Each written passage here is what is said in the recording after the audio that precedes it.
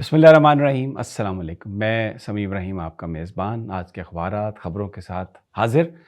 جو بڑی مین stream media ہے، جو ایکچولی بڑی سکرین ہے، بڑے اخبارات ہیں، اس میں تو اگر آپ دیکھیں تو آپ کو جو خبریں نظر آ رہی ہیں کہ جی اب سعودی عرب سے ڈیلیگیشن آ گیا ہے اور $2 ارب کی یہ سرمایہ کاری کرے گا۔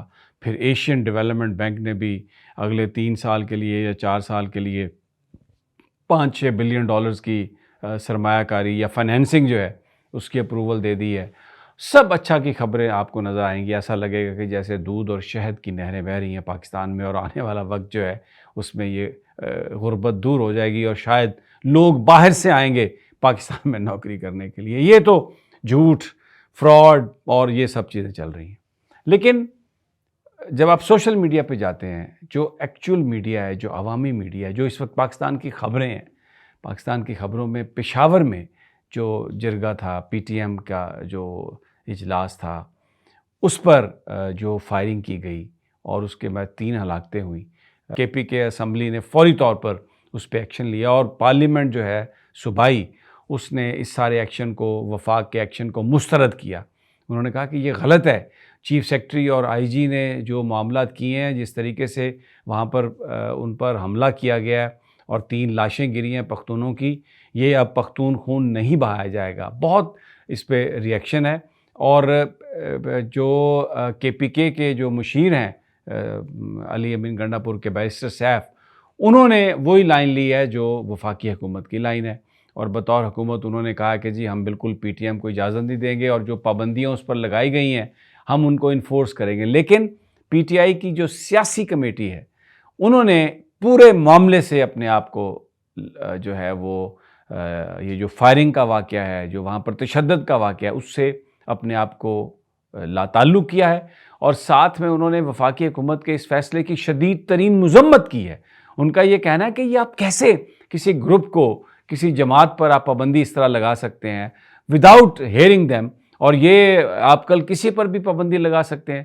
تو پی ٹی آئی کبھی اس کو سپورٹ نہیں کر سکتی۔ پی ٹی آئی پختونوں کے ساتھ کھڑی ہے، اور جو اسپیکر نے فوری طور پر پارلیمانی کمیٹی جو ہے، تمام جو پارلیمانی پارٹیاں ہیں ان کے سربراہوں کو اور قائد ایوان اور حزب اور اپوزیشن لیڈر پر مشتمل کمیٹی بنائی ہے، جو جرگے کے شرکاء سے جس نے گفتگو آغاز کیا ہے، شروع کیا ہے، اور اس میں جو جے یو آئی، اس میں جو جماعت اسلامی کے جو لوگ ہیں، انہوں نے بالکل حکومتی جو کوششیں ہیں ان کی حمایت کا اعلان کیا ہے اور کہا ہے کہ یہ جو کچھ بھی ہو رہا ہے یہ غلط ہے، کیونکہ اس سے پہلے منظور پشتین کا ایک سرکولر آیا جس میں انہوں نے یہ کہا کہ ہم آئین پاکستان اور پاکستان کے قوانین پر مکمل طور پر ہم اس کو تسلیم کرتے ہیں اور ان پر ہم پابندی سے ہم چلیں گے۔ تو جب یہ وہ کہہ رہے ہیں تو اس کے بعد ایک سوال یہ ہے کہ پھر یہ کیوں اس طرح کا رویہ ان کے ساتھ کیا جا رہا ہے؟ کیا حالات خراب کرنے کی کوشش کی جا رہی ہے؟ ماضی میں اگر ہم دیکھیں تو ہمیشہ یہ ہوا ہے کہ جب بھی ایک پولیٹیکل فورس پاکستان میں بنی ہے اور اس نے جو بھی اس وقت حکومت یا اسٹیبلشمنٹ کر رہی تھی کوشش ان کو دبانے کی، تو اس فورس کو، پولیٹیکل فورس کو کمزور کرنے کے لیے جو نیشنلسٹ موومنٹس ہیں ان کو بڑھایا گیا، پھر جو سیکٹیرین موومنٹس ہیں ان کو بڑھایا گیا۔ ضیاء الحق کے زمانے میں ہم دیکھتے ہیں پیپلز پارٹی کا زور توڑنے کے لیے کراچی میں ایک MQM بنائی گئی، پھر اس کے بعد وہ جو شیعہ رہنما تھے وہ بھی اپنے فقہ کے نفاذ کے لیے ان کو اسلام آباد میں ان کے جلوسوں پر فائرنگ کر کے، ان پر حملہ کر کے ایک طرح سے ملک میں جو مذہبی منافرت ہے اس کو بڑھایا گیا، پھر اور بھی تنظیمیں جو ہیں وہ وجود میں آئیں۔ تو سوال یہ ہے کہ یہ جو پختونوں کے ساتھ کیا جا رہا ہے کے پی کے میں، کیا یہ کوئی ایسی حکمت عملی ہے جس میں، کیونکہ کے پی کے پورا پاکستان اس وقت عمران خان اور وہ تحریک انصاف کے ساتھ ہے، تو کیا قوم کو ڈیوائیڈ کرنے کی کوشش کی جا رہی ہے؟ کہ جو پولیٹیکل کمیٹی ہے تحریک انصاف نے، اس نے پی ٹی ایم کے ساتھ کھڑا ہونے کا اعلان کیا اور وفاقی حکومت پر سخت تنقید کی ہے کہ جو انہوں نے پابندی لگائی ہے وہ بالکل اس پابندی کو ان پر نہیں مانتے۔ یہ جو سوشل میڈیا ہے اس پر یہ چیز چل رہی ہے۔ پھر شہزاد اکبر صاحب کا ایک انٹرویو چل رہا ہے، گرفتاریوں کی خبریں آ رہی ہیں۔ شہزاد اکبر صاحب نے کہا کہ علی امین گنڈا پور کے حوالے سے انہوں نے یہ کلیم کیا ہے کہ یہ کہا گیا کہ اگر آپ احتجاج کو مؤخر نہیں کرتے تو علی امین گنڈا پور کی آپ کو لاش ملے گی. اور شہزاد صاحب یہ کہہ رہے ہیں کہ یہ گولڈن مومنٹس تھے تحریک انصاف کے لیے جس وقت وہ ڈی چوک پر بیٹھے تھے, آئے تھے. اگر وہ 2 گھنٹے سسٹین کر لیتے تو یہ بہت ہی ڈیسائسو جو ہے یہ شاید ہوتے یہ ٹائم ہوتا, اور بالکل عوام جو ہیں وہ تمام چیزوں سے اپنی بالکل جان چھڑوا لیتے. لیکن یہ تو ان کی اوپینین ہے, اب کیا ہے اس میں سچ یہ وی ڈونٹ نو دیٹ. انہوں نے ایک انٹرویو میں یہ بات کہی ہے.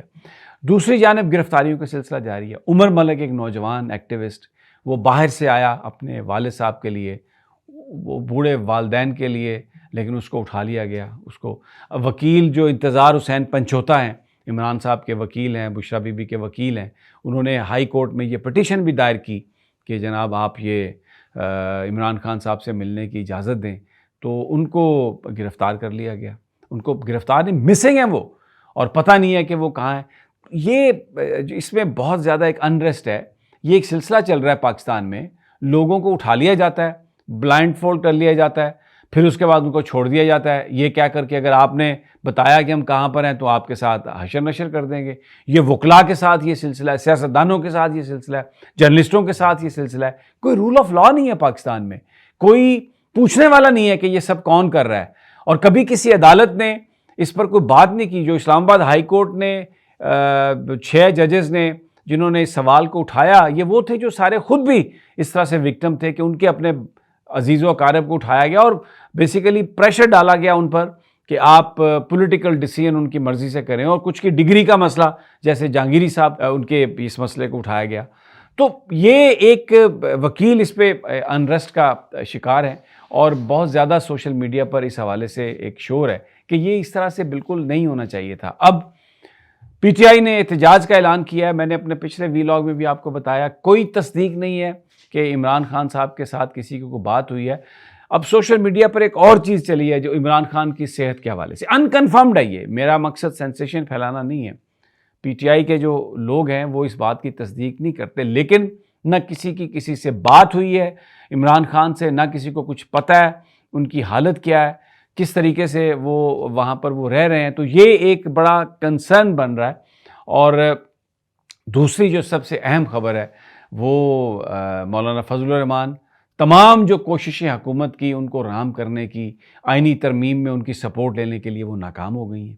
اور کامران مرتضیٰ صاحب نے یہ بات کہی ہے کہ جناب 200 مقدمے ہیں سارے جن کا تعلق آئینی نکات سے ہے, تو اس کے لیے آپ علیحدہ ایک کوڈ بنائیں. کیوں کوڈ بنائیں اور اس کو کس طرح سے آپ چلائیں گے؟ تو قاضی صاحب کا جو ہے نا, میں آپ کو بتاؤں, گوگو کا ٹائم آ گیا ہے. ناؤ ہی از قاضی گوگو.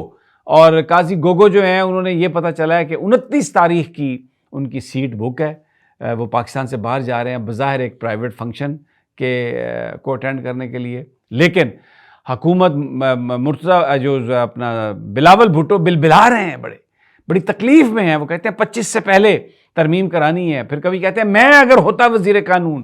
بڑی حسرت ہے ان کو وزیر قانون بننے کی, یہ پتہ نہیں کیا بڑا ایک انہوں نے اس طرح سے. لیکن جو امیج تھا بلاول بھٹو کا, اور جو لوگ تصور کرتے تھے کہ یہ بے نظیر کا بیٹا ہے اور کوئی سیاست میں اپنے جوہر دکھائے گا, وہ تو ایک ٹوٹل ہی turn out to be total disappointment. آپ یقین کریں, کونسلر جو لیول ہوتا ہے نا سوچ کا, اس سے بھی نچلا اس کا لیول ہے. زبان گندی استعمال کرتا ہے, اور he has lost his respect. کہ جو ہیومن رائٹس کے جو ہیں آرٹیکل, ان کی رسپیکٹ نہیں کرتے. اور پھر منصور علی شاہ صاحب کو کہتے ہیں کہ وہ ججز کو کنٹرول نہیں کر سکیں گے. اور بھائی چیف جسٹس کا کام کنٹرول کرنا تھوڑی ہے.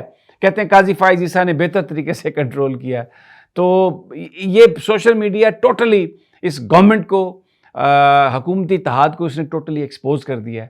پی ٹی آئی پر جو پی ٹی آئی کے اندر سے اب آوازیں اٹھ رہی ہیں ساری کہ یہ سب کیا ہے, احتجاج کی بات آ رہی ہے. عمران خان کے وکلاء اور دوسری جو گمشدگیاں ہیں وہ بڑا ایک ایشو ان کا کھڑا ہو گیا. اور کے پی کے میں جو گورنمنٹ ہے وہ پشتون جو